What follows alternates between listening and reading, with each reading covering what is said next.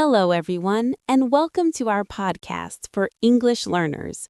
Today, we have a fun and relaxing topic.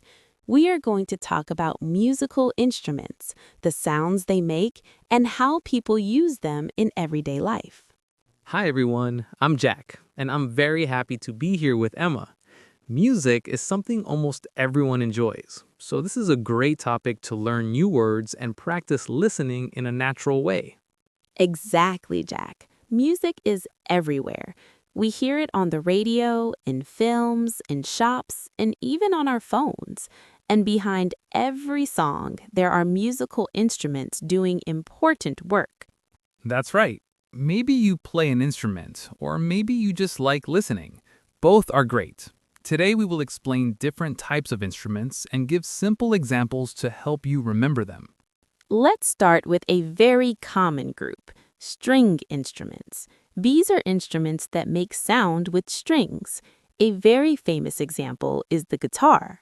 Yes, the guitar is very popular all around the world. People play it in rock music, pop music, and even classical music.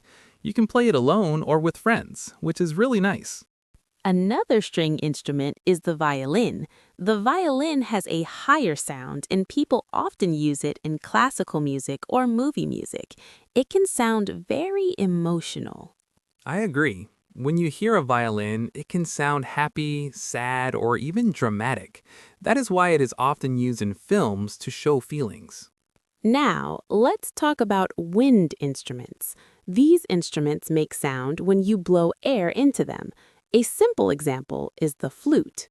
The flute has a soft and light sound.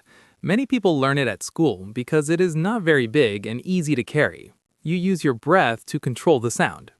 Another wind instrument is the saxophone. The saxophone is very popular in jazz music. Its sound is strong and warm.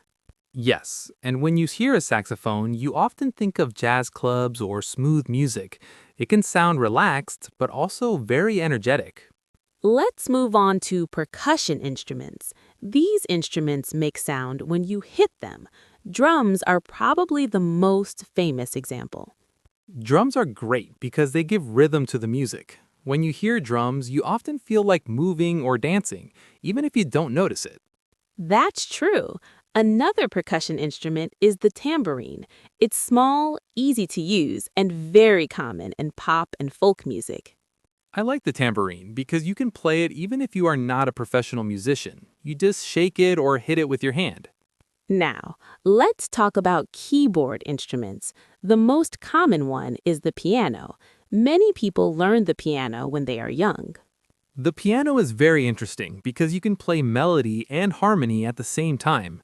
It can sound soft and calm or loud and powerful.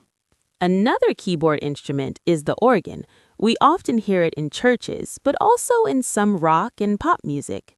Yes, the organ has a very big and full sound.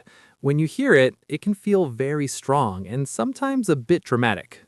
Jack, do you play any musical instruments? Yes, I play the guitar a little.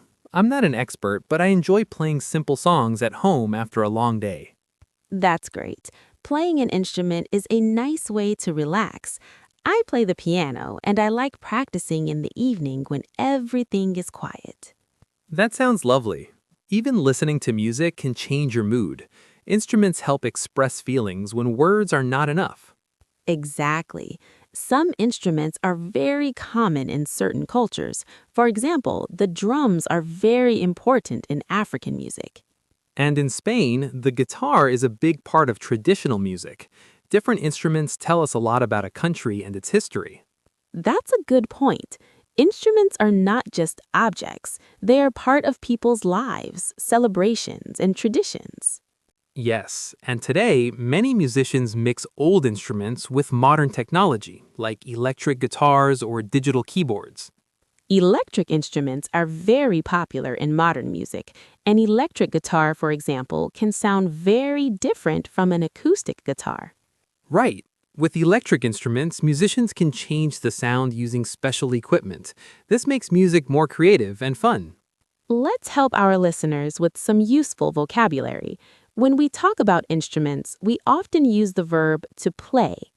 That's important. We say play the guitar, play the piano, or play the drums. We don't usually say do or make an instrument. Also, we often use listen to with music. For example, I like to listen to music in the morning. Very good. And if you go to a concert, you can say, I listened to a band play live, which means they played music in front of people. Music can be part of daily routines. Some people listen to music while working, studying, or cooking. Yes, I often listen to calm music while reading. Instruments like the piano or guitar are perfect for that. Before we finish, let's talk about learning an instrument. It can be difficult at first, but practice helps a lot. I agree. Even 10 minutes a day can make a difference.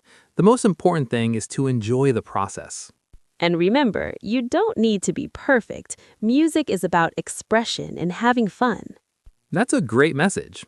Everyone can enjoy music in their own way, at their own level. Let's do a quick review. Today we talked about string instruments like the guitar and violin. We also talked about wind instruments such as the flute and saxophone, which use air to make sound. And we didn't forget percussion instruments like drums and tambourines, which give rhythm to music.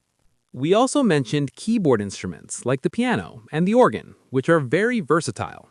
All these instruments help create different styles of music, from classical to pop and jazz.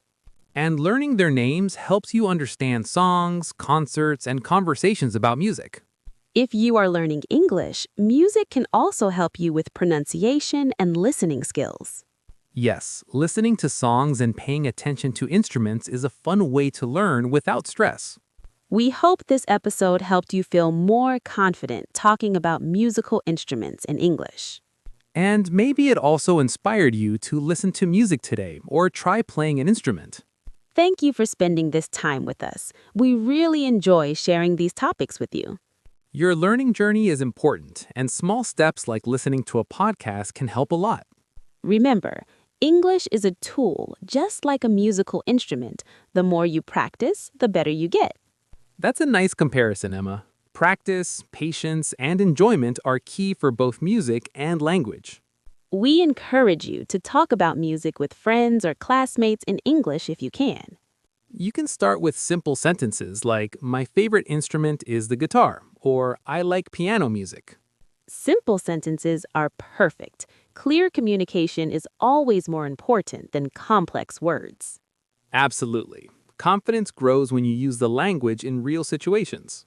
We are almost at the end of today's episode. Yes, but before we go, take a moment to think about your favorite instrument and its sound. Think about when you usually hear it and how it makes you feel. Music connects people, and instruments are the heart of that connection. Thank you for listening and learning with us today. We hope you enjoyed this calm and friendly conversation. Don't forget to come back for the next episode. We will have more useful topics to help you improve your English. Until next time, keep listening, keep practicing, and enjoy music in your life. And remember, learning English can be enjoyable, just like listening to your favorite song. Goodbye, everyone, and have a great day. Goodbye, and thank you for being part of our podcast. Take care and keep exploring new sounds and words. Every new word is like a new note in your language. We're really happy you joined us today. Yes, your time and attention mean a lot to us. See you very soon in another episode. We look forward to learning together again. Until next time, stay curious and positive. And don't be afraid to make mistakes, in music or in English. Mistakes help us grow and learn. Thanks again for listening, and goodbye.